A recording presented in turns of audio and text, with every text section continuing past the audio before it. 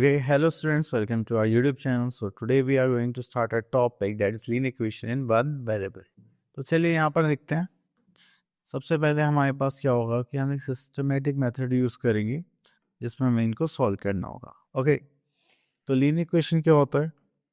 The statement of equality involving one variable whose power is 1 is called a linear equation in one variable. तो देखिए यहाँ पे power क्या होगी, 1 होगी.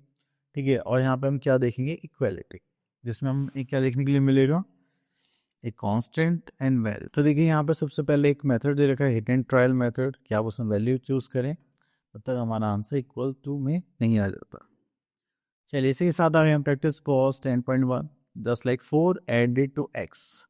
अगर हम इसके स्टेटमेंट की इक्वेशन बनानी पड़े जैसे 4 added to x is two 8. तो ये हो गया हमारा solution. Next is question number 2. Write each of the following equation as statement. So 8 times of x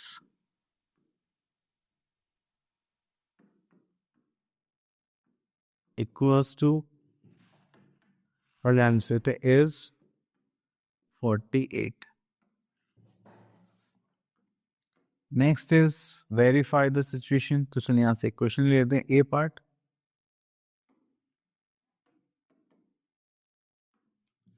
ठीक है, this is 4y minus 1 equals to 7. तो y यहाँ पर रखेंगे 4 into 2 minus 1, 6 minus 1, this is 5. क्या ये सेटिस्फाई कर रहे हैं? नो. ठीक है, तो इसका सॉल्यूशन नहीं है. चलिए तो यहाँ पर हम देख लेते हैं क्वेश्चन नंबर 4 बी पार्ट. अब हमें यहाँ पे trial and error method use करना है. ओके, अब देखिए यहाँ पे 1 पुट करेंगे तो 19 आएगा, वैसे नहीं हो रहा. 2 पुट करेंगे 7 नहीं होगा, 3 पुट करेंगे 7 नहीं होगा, 4 पुट करेंगे तो उससे हो जाएगा यस. तो यहाँ पर आ जाएगा 20 माइनस 4 इक्वल्स टू 16. सो एक्स इक्वल्स टू कितना हो गया, 4. ये तो आपको ऐसे ही ट्राई कर. चलिए मैं यहाँ पे सिस्टमेटिक मेथड आ गया है एंड देन ट्रांसपोजिशन मेथड आ गया है. चलिए हम क्वेश्चंस के थ्रू ही देखते हैं. यहाँ पे this is our practice for 10.2 and आप देखते हैं question number 1. Solve the following equation with systematic method and also verify the answer. So चलिए यहाँ से ले लेते हैं, ई पार्ट ले लेते हैं और वेरीफाई भी करना है. ठीक है, अब देखिए जो हमारे वेरिएबल हैं उनसे जो भी दूर हैं उनको हम पहले इक्वल करेंगे, मतलब 0 पे. अब देखिए माइनस में इसको हम प्लस कर दे दोनों साइड, तो लाइक x/5 माइनस 4/5 प्लस 4/5. सो करेंगे 2 प्लस 4/5. ठीक है, तो इससे तो कैंसिल आउट हो जाएगा. तो यहाँ पर हमारे पास क्या आएगा, just like x/5 just like 1, this is 5 to the 10 plus 4 is 14/5. अब इसकी क्रॉस मल्टीप्लाई करेंगे, x इक्वल्स टू 14/5. अभी डिवाइड है तो यहाँ पे मल्टीप्लाई कर दी दोनों साइड, तो इससे तो कैंसिल आउट, तो इससे ये भी कैंसिल आउट. तो यहाँ पे क्या बचा, x इक्वल्स टू 14. ओके, चलिए उसके बाद हमें इसे वेरीफाई भी तो करना था. ओके, वेरीफाई करते हैं.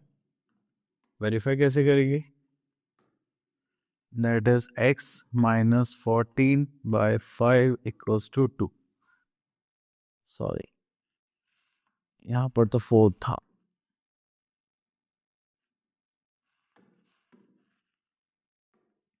ओके, तो यहाँ पर है x/5 माइनस 4/5 इक्वल्स टू 2. तो ये है हमारा चेकिंग पार्ट.